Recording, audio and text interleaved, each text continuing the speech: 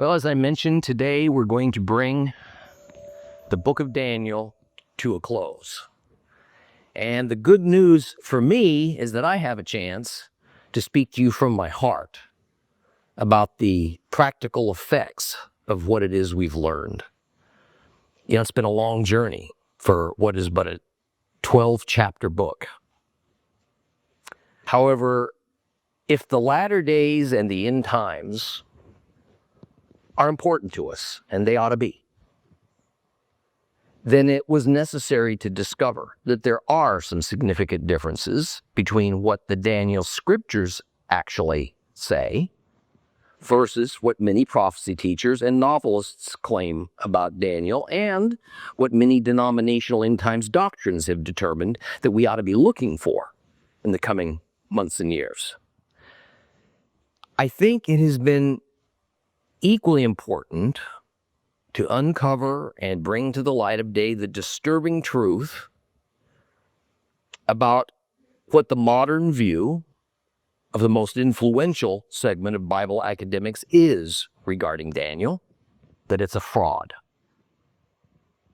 And how these scholars arrived at that conclusion, and how this view has become commonplace at many mainstream seminaries and Bible colleges. But even more importantly, what it means for most of the New Testament if that viewpoint is accepted and upheld. And what it means is that Christ, who quotes Daniel by name and identifies himself as Daniel's Son of Man, well, Christ was either deceived or he used a known fraudulent document to further his own cause. Either way, the basis for Christianity is shattered. And that essentially is the goal of these particular Bible academics, who on the one hand call themselves Christians, but on the other hand admit they do not accept the supernatural, the divine, or miracles, or predictive prophecy. I've coined a term for folks like that. I call them Jesusites. I'm not going to sit by and allow them to take on the mantle of Christian. They don't get to do that freely, at least not without a challenge, because they diminish those of us who depend on Yeshua's divine nature and his supernatural forgiveness. They do believe that a great Jewish prophet and humanitarian named Jesus lived, and that he formulated a marvelous pacifist philosophical system of living based on universal love. But they do not believe that he is God, because there is no God. And therefore, Jesus is certainly no Messiah. There's no need for a Messiah. And therefore, the whole point of a Messiah is that it's just an archaic remnant of Jewish folklore. So what we decide about the book of Daniel has far-reaching repercussions, from testing the validity of the New Testament, to the authenticity of Christ, to whether Daniel is a window of knowing the future, or is it but a Middle Eastern fairy tale? And what we decide about Daniel even extends to our own relationship with God. Let's reread Daniel chapter 12 to begin today. Daniel chapter 12. If you have a complete Jewish Bible, it's page 1116.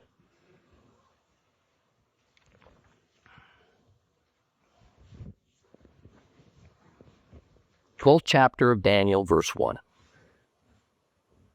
When that time comes, Michael, the great prince who champions your people, will stand up, and there will be a time of distress unparalleled between the time they became a nation and that moment. At that time, your people will be delivered, everyone whose name is found written in the book. Many of those sleeping in the dust of the earth will awaken, some to everlasting life, some to everlasting shame and abhorrence. But those who can discern will shine like the brightest of heaven's dome. Those who turn many to righteousness like the stars forever and ever. But you, Daniel, keep these words secret. Seal up the book until the time of the end. Many will rush here and there as knowledge increases. Then I, Daniel, looked, and I saw in front of me two others, one on this bank of the river and the other on its other bank. And one of them asked the man dressed in linen who was above the water of the river, "How long will these wonders last?" The man dressed in linen who was above the water of the river raised his right and left hands towards heaven and swore by him who lives forever that it would be for a times and a half, and that it will be when the power of the holy people is no longer being shattered, that all of these things will end. I heard this, but I couldn't understand what it meant, so I asked, "Lord, what will be the outcome of all this?" But he said, "Go your way, Daniel, for these words are to remain secret and sealed until the time of the end. Many will purify, cleanse, and refine themselves, but the wicked will keep on acting wickedly, and none of the wicked will understand. But those with discernment will understand. From the time the regular burnt offering is taken away and the abomination that causes desolation is set up, there will be 1,290 days. How blessed will be anyone who waits and arrives at the 1,335 days. But you go your way until the end comes. Then you will rest and rise for your reward at the end of days."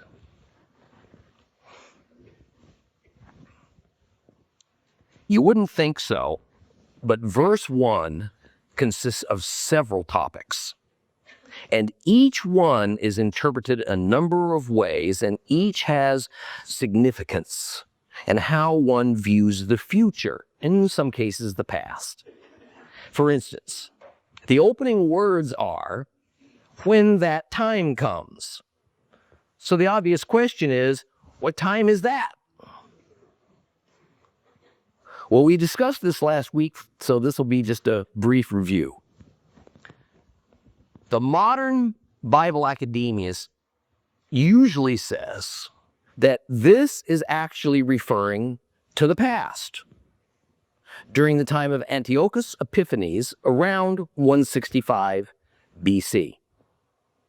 But another and different common interpretation is that it is an unknown time in the future, and in addition, it represents a hard break between verse 1 of chapter 12 and what we previously read in chapter 11. However, that interpretation is almost exclusively due to the mirage that's created by the chapter markers that separates the final words of chapter 11 from the first words of chapter 12. Even competent Christian scholars sometimes overlook that originally Daniel, as were most of the Old Testament books, but one long continuous scroll. There were no breaks. So it is best to understand that when that time comes is connected to the final events of chapter 11, generally from verse 40 to the end of the chapter. And it reads like this. If we turn back to Daniel 11, starting in verse 40. "When the time for the end comes, the king of the south will push at him, and the king of the north will attack him like a whirlwind with chariots, cavalry, and a large navy. He will invade countries, overrun them, and move on. He will also enter the land of glory, and many countries will come to grief, but these will be saved from his power, Edom, Moab, and the people of Ammon. He will reach out his hand to seize other countries too. The land of Egypt won't escape. He will control the treasures of gold and silver as well as everything else in Egypt of value. Put in Ethiopia will be subject to him. However, news from the east and the north will frighten him, so that he moves out in great fury to ruin and completely do away with many. Finally, when he pitches the tents of his palace between the seas and the mountain of the holy glory, he will come to his end with no one to help him. Some scholars who accept this same understanding will try to get even more specific, and they will say that when that time comes is directly connected then to Daniel 11:40, where it says, when the time for the end comes. And that is because the word time, eighth in Hebrew, is used in both verses. For me, that's an unneeded stretch.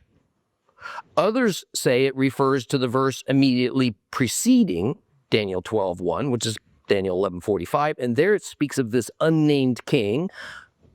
Pretty sure it means the Antichrist, establishing his residence between the seas and the mountain of the holy glory, where he'll come to his end.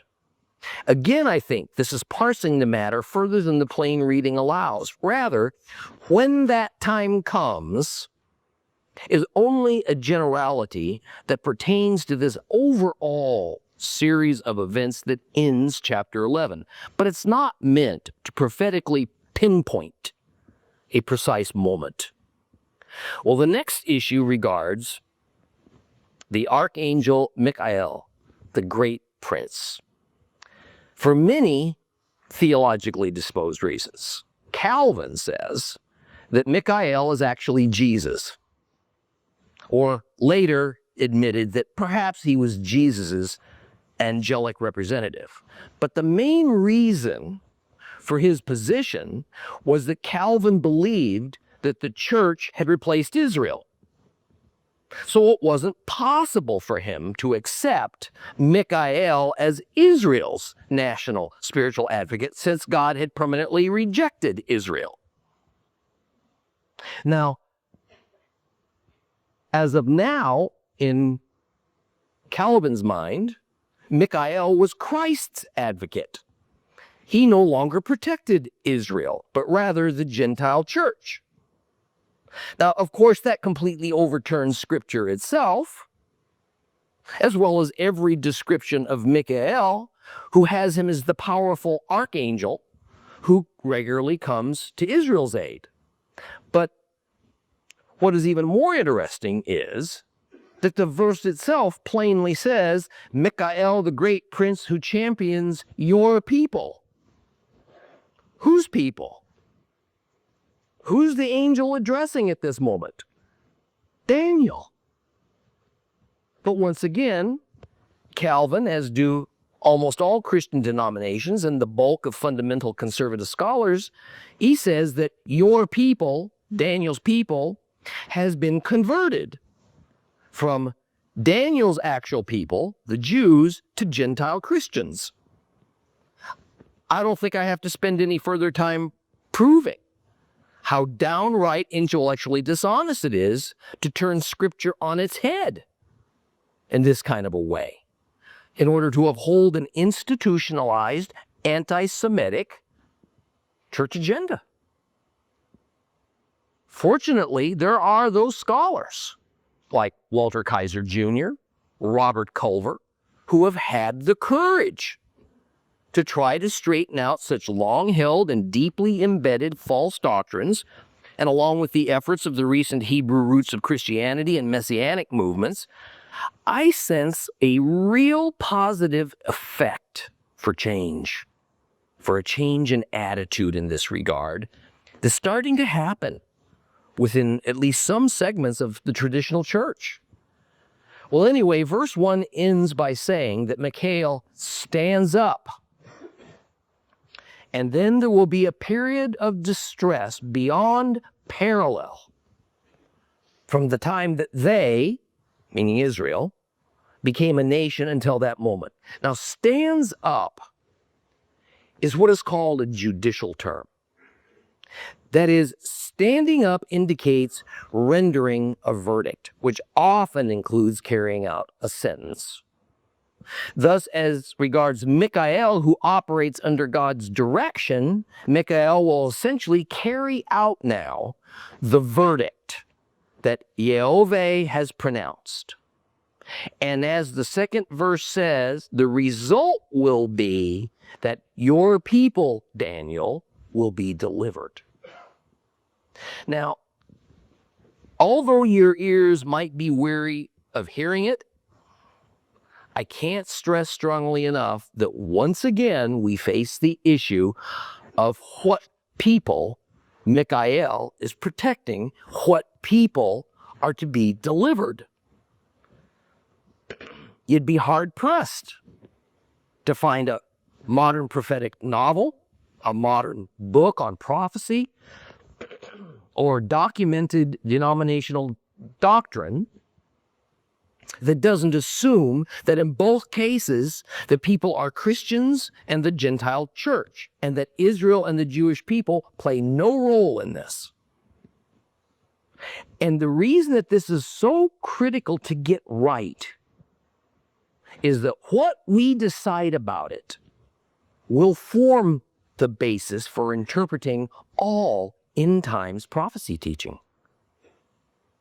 And I'm here to tell you unequivocally that the people spoken about are not referring to the church. They're referring to Israel and the Jewish people. Why do I think that? Because it says so.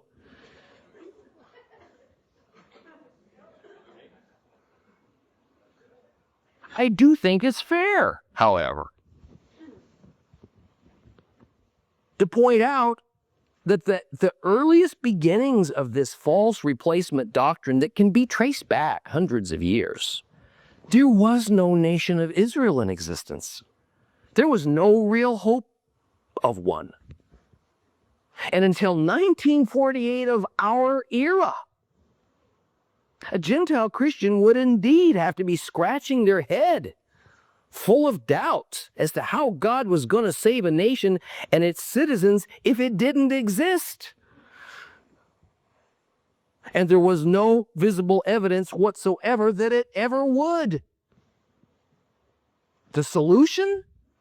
Church authorities said, well, we need to go back to our Bible, scratch out the word Israel, and insert the word church. That's how we'll solve this problem. Well, turns out we needed a little bit more patience, a little bit more faith in God's promise of restoration for Israel. But strangely, even with Israel back as a vibrant Jewish nation, these same church institutions have steadfastly refused to re-examine their doctrines in this regard, and they continue merrily along as though Israel had not returned just as prophesied. Therefore, the first verse of Daniel 12 clearly says that when Israel's darkest hour comes, God's most powerful archangel, Michael, will stand up as Israel's advocate and rescue them. It does not say he's going to rescue the church. Will the church be affected by this in a positive way and play a role? Oh, yes. Will we also experience some of the collateral damage that the Antichrist is going to mete out upon Israel? Oh, yes. Because it will have planet-wide consequences. And we read about that in the book of Revelation. But we're still not done with verse 1.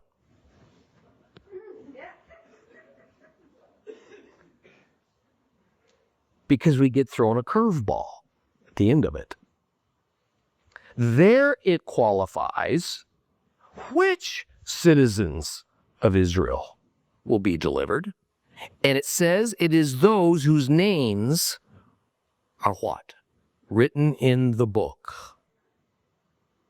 There are basically two books, a figurative term, of course, that are alluded to in the Bible, and they are kept by heavenly auditors.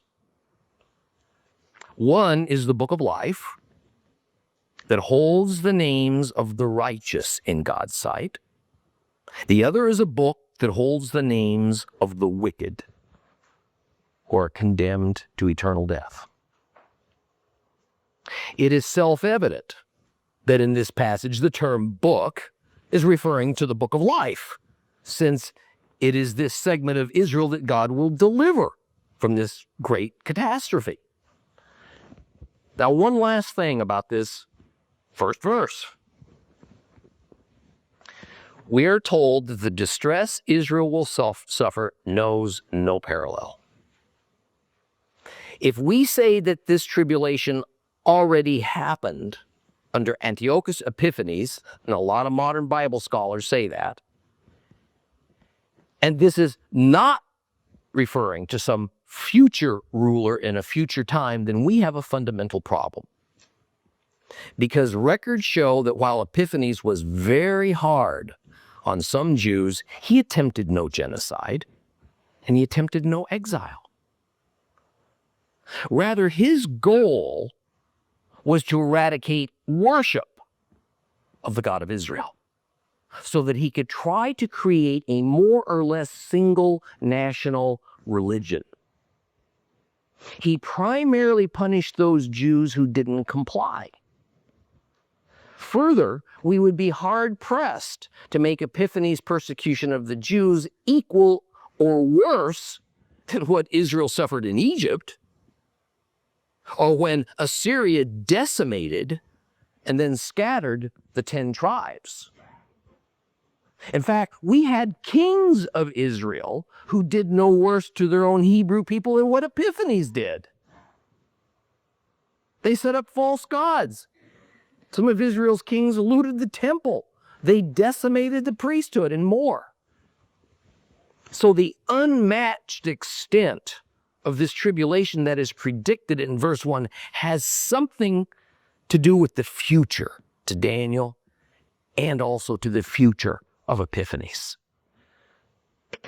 But verse 2 gives us no rest, because here we get a fascinating statement that at some point many are going to awaken from their graves, and that some will arise to everlasting life, others to everlasting shame. Now, if this is not speaking of resurrection, then I have no idea what else it could be referring to.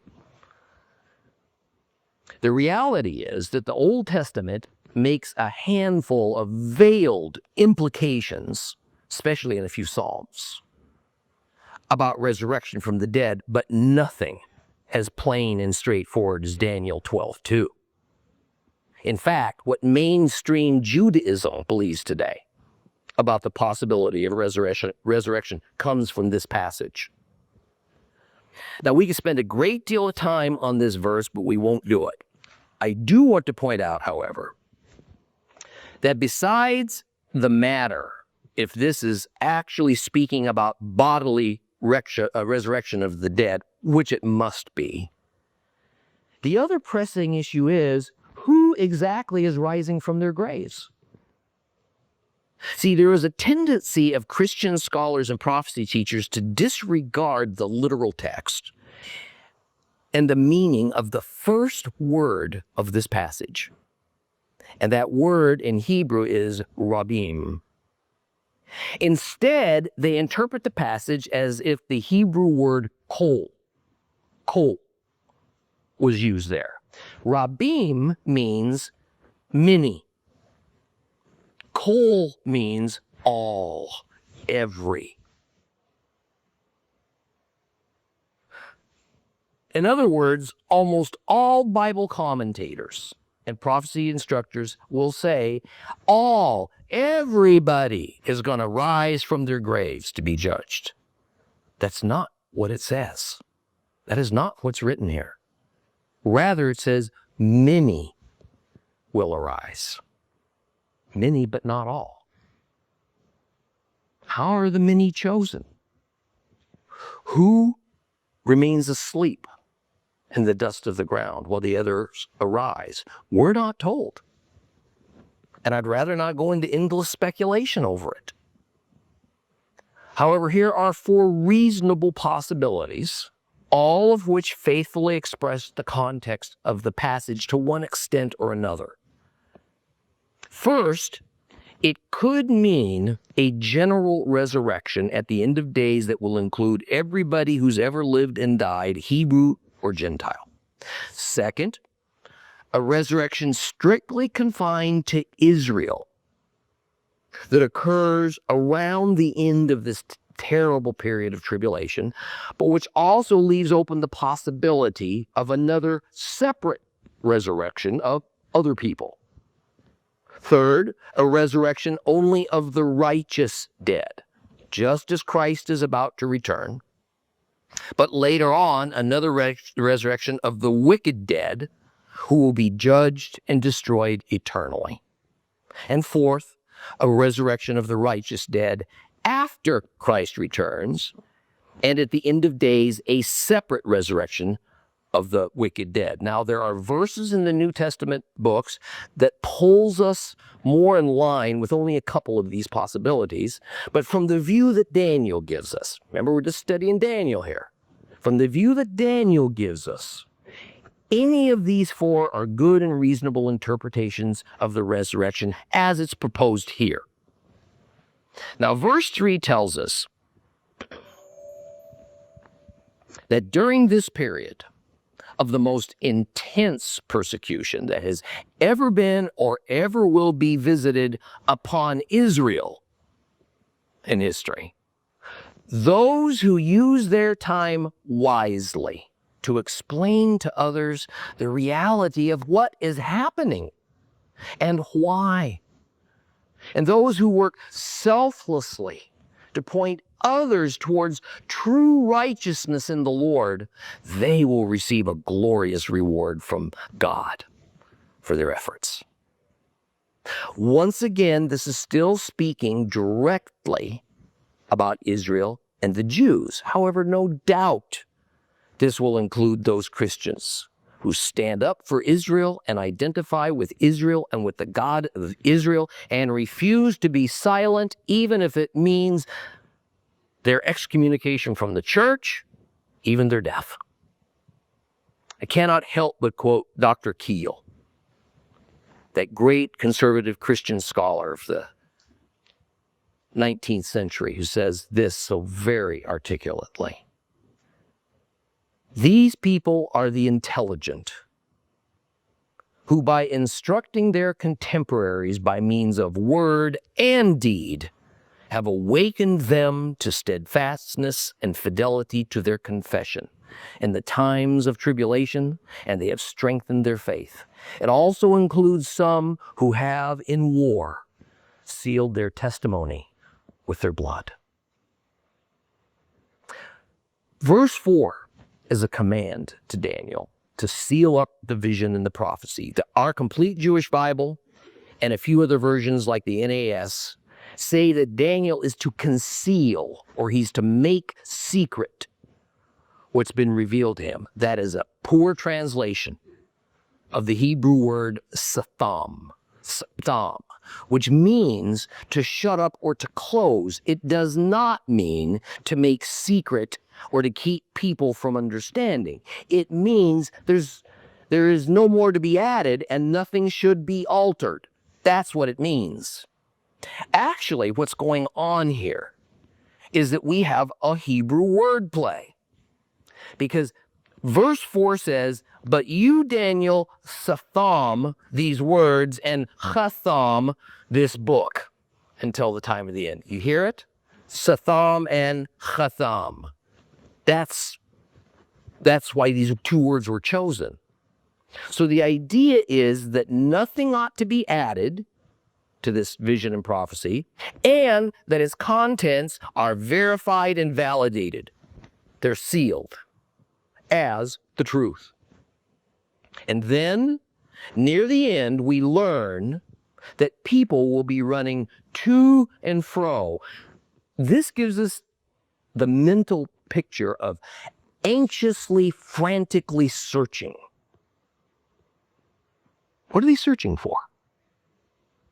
answers. Answers. Answers as to why things are as they are. How could it get like this? How do we fix it? Things are confused. They're spinning out of control everywhere in the world. And yet, the higher our technology, the greater our knowledge of secular things, the worse human affairs seem to get. The deeper we sink into depravity. That is because those who are running to and fro do not seek wisdom, which comes only from God.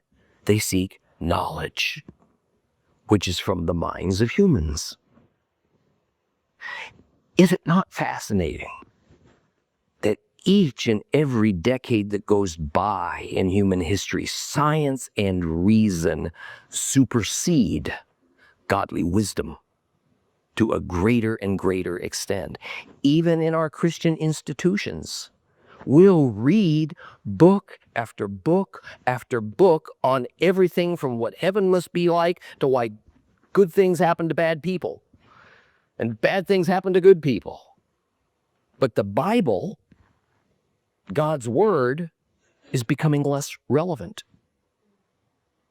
It's becoming more like a religious prop. What is contained within it is seen as maybe too difficult to understand. It's just too ancient to be meaningful or useful in our time. As those of the Hebrew roots movement know, those who study all the parts of the Bible are today seen as cultish. By the very church who says that the Bible is at the center of our faith, but at the same time, who barely opens it. And usually it's only to prove a point in a sermon. Daniel's prophecy is again proving to be 100% accurate. Now, verses 5 and 6 shift the conversation. Suddenly, two more beings appear to Daniel, one standing on each side of the riverbanks. So now there's three glorious beings, and they begin to speak with one another. One of the new arrivals asks the one who's been speaking, how long until the end of these wondrous things? We're given no hint as to the identities of these two spiritual beings. What are the wondrous things? It doesn't mean wondrous as in the sense of good and exciting and fun, I can tell you that. It means awesome. It means terrible. It means inexplicable things that are so far out of the realm of human imaginings. And verse 7 provides the answer to how long. And it is a time, times, and half time. Well, that helps. It matches perfectly, however, with what we read in Daniel 7:25. Because there it says, he will speak words against the Most High and try to exhaust the holy ones of the Most High. He will attempt to alter the seasons and the law. And the holy ones will be handed over to him for a time, times, and half time. Now, back in Daniel 7:25, this was speaking of the little horn. And as we learned in our previous lesson, the little horn of chapter 7 can only be speaking of the future Antichrist, who appears in the era of the second latter days in conjunction with Messiah's return. And this information about how long is so vital that the one who is speaking raises both hands towards heaven and swears by God that this is the truth. It will happen. It is rather typical to say that a time, times, and a half a time equals precisely 3 1/2 years. I have real doubts about that. Shortly, we're going to see some events measured by a precise number of days. So, If the term time means a year, why not just say a year? Time, the term time, was not, so far as we know, and never has been, an alternative word for year. It is a unique expression of time in the Bible. And catch this, it is only associated with latter days events.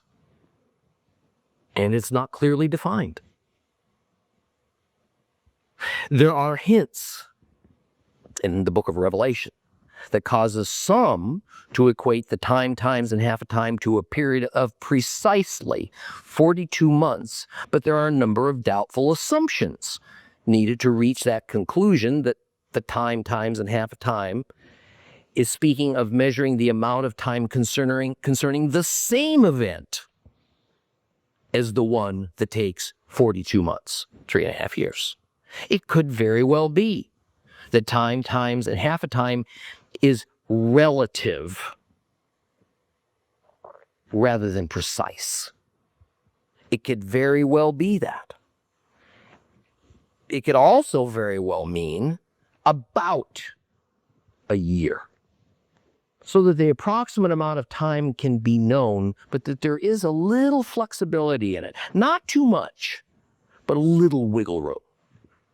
So we don't have to wonder, however, if we're talking hours or decades or centuries. It's a short period of time. And just when the Antichrist, we're told, is on the verge of achieving his goal of eradicating Israel, the end comes. Instead, the Antichrist gets destroyed. And that coincides with the completion of this period that's called a time, times, and half a time. And because of all that we've been told, we know that this has been planned, it has been orchestrated, it has been brought about by the Lord's willpower and perfect timing. It's not random. Then in verse 8, Daniel says, I don't understand. Let me say something here to give us all a little bit of hope when we're studying Daniel.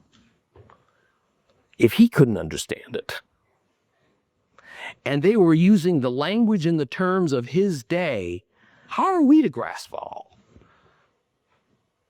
The only way to fully understand, and I want you to hear this carefully, please. The only way to fully understand unfulfilled prophecy is to be content to wait until it's fulfilled.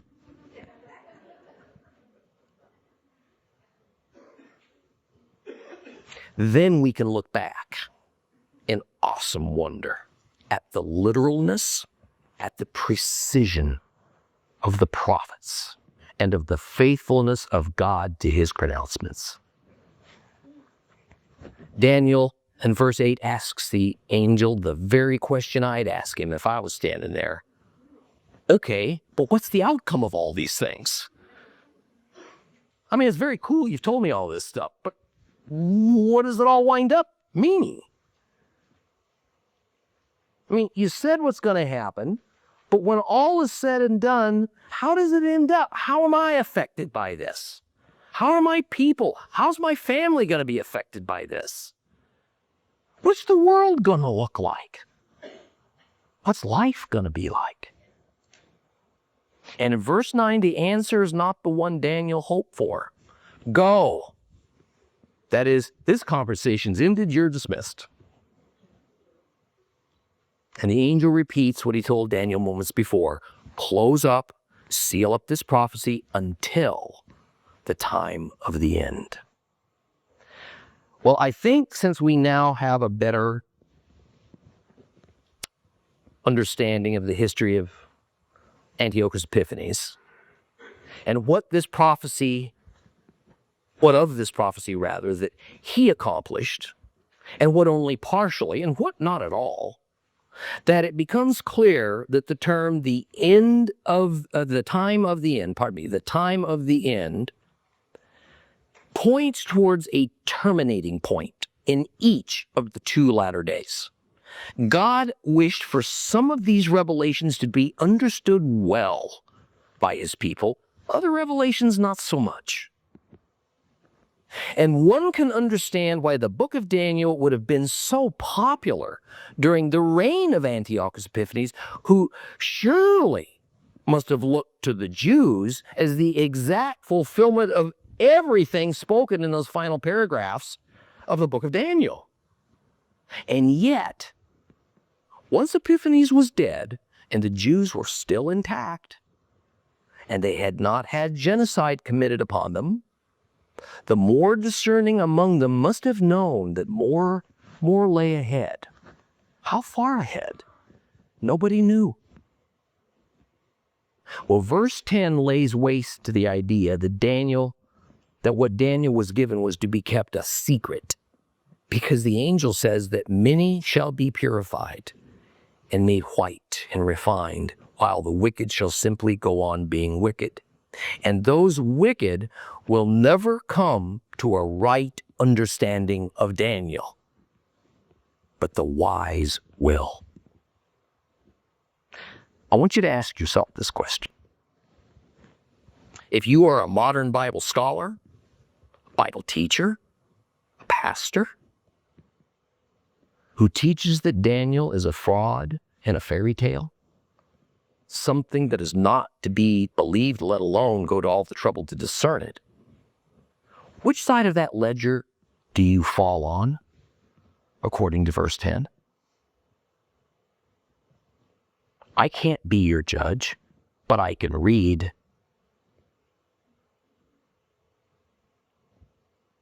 And I can choose to trust or to reject.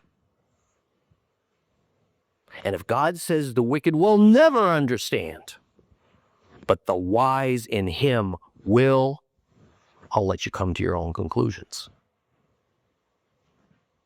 This, you see, is a general description of the future and of the road leading up to the end. It is not a specific vision of the end.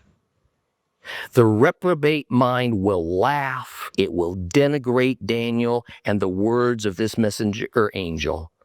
Those washed in the living water of Messiah and saved by his blood will, however, seek wisdom from this book and grab hold of all we can.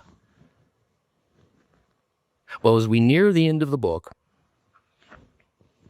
verses 11 and 12 can be most difficult. And in fact, I think at current, they're not fully answerable. Here the context is that the daily sacrificial offering, the tamid, at the temple is going to be stopped, and it will remain suspended for 1,290 days. And here's where the trouble really starts. Because depending on your theology, I have heard many a prophecy teacher say 1,290 days is 3.5 years. No, it's not. No, it's not. If one uses the 30-day month, which is the standard biblical month, we have 43 months. We have 3 years and 7 months, not 3 years and 6 months. And even if we try to divide the 1,290 days into a solar year of 365.25 days, which wasn't even used even in the New Testament times, we wind up with 3.5-something years, or 3 years, 6 months, and a few days. And while that's a lot closer, still no cigar, the time is given to us in a precise number of days. It is about 3.5 years, but not exactly. It's about 42 months, but it's not 42 months to the day. What boggles the mind is that we have a number of fine conservative scholars who say that the number of 1,290 is symbolic, and it doesn't mean 1,290. It can mean any number of days. Well then, if you ask, what is 1,290 symbolic of? Their answer is, we don't know. Therefore, when next we're told that anyone who waits and arrives at 1,335 days will be blessed, that this too is a symbolic number, there's no way to calculate it.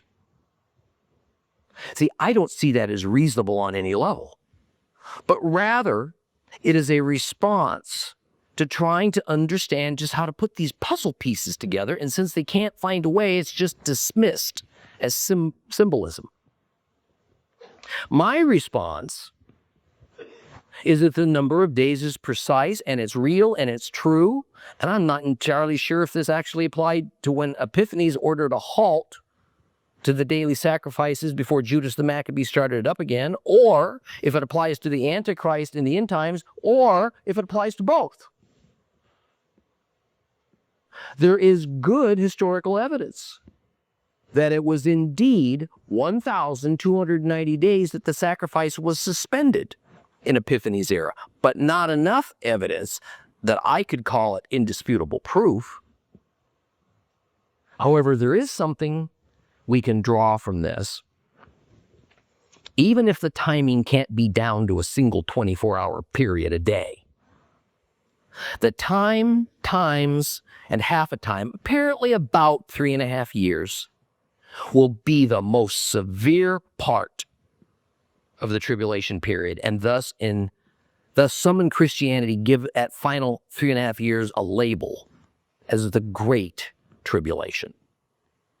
The book of Daniel certainly seems to verify that, at least from the standpoint of the greatest intensity, that it will be about a 3.5 year period of time, but not exactly. Some say that the 1,335 days is the actual time of the entire length of the last part of the tribulation period, but that it will be shortened by the Lord to 1,290 days, or no one, meaning no Jew, would survive. I must say, this makes little sense to me. To say that God has always planned that the final part of the tribulation is going to be 1,335 days, but at the same time has always planned to allow it to only go on for precisely 1,290 days, that's an oxymoron. I mean, this renders the 1,335 days as meaningless, as it was never going to happen in the first place. Well, verse 12 says, "How blessed will be anyone who waits and arrives at the 1,335 days." Yeshua, in Matthew 24, seems to be tackling this same period as Daniel. And Christ says this in Matthew 24, 7 through 13. "For peoples will fight each other. Nations will fight each other. There will be famines and earthquakes in various parts of the world. All this is but the beginning of the birth pains.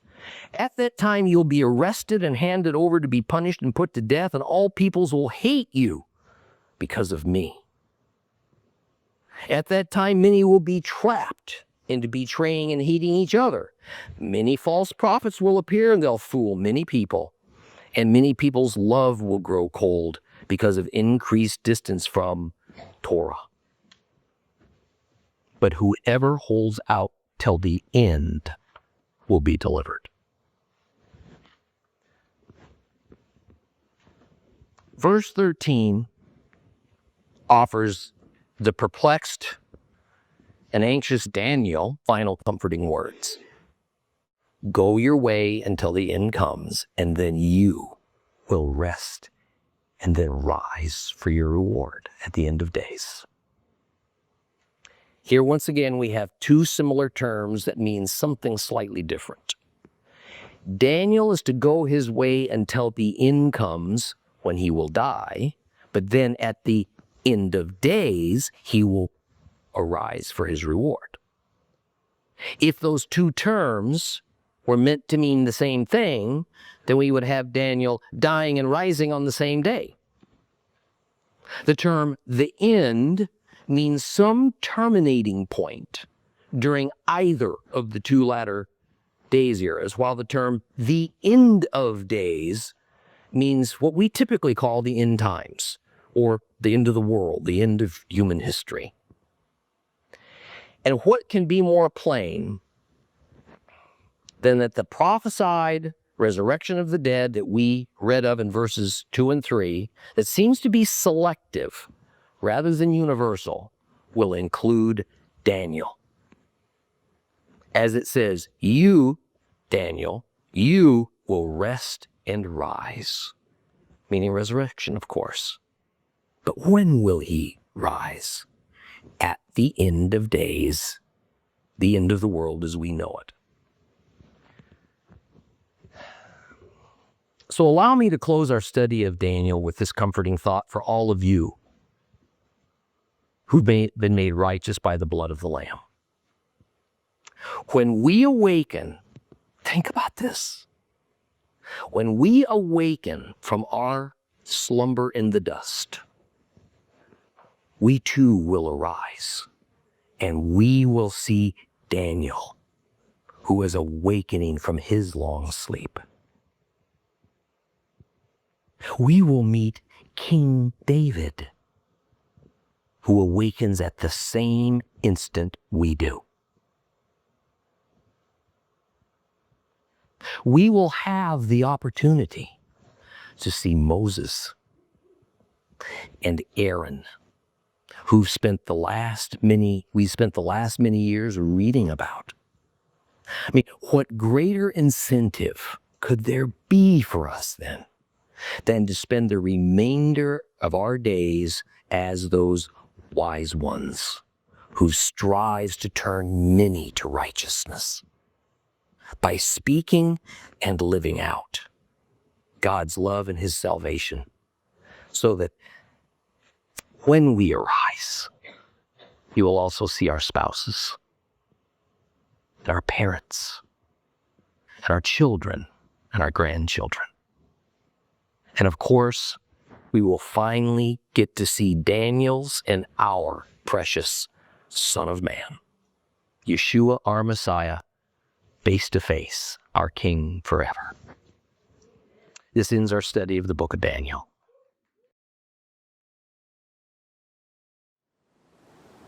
For more teachings of real Bible study and to rediscover God's Word with Tom Bradford, visit Torah Class today on the web, streaming TV, or download the Torah Class mobile app.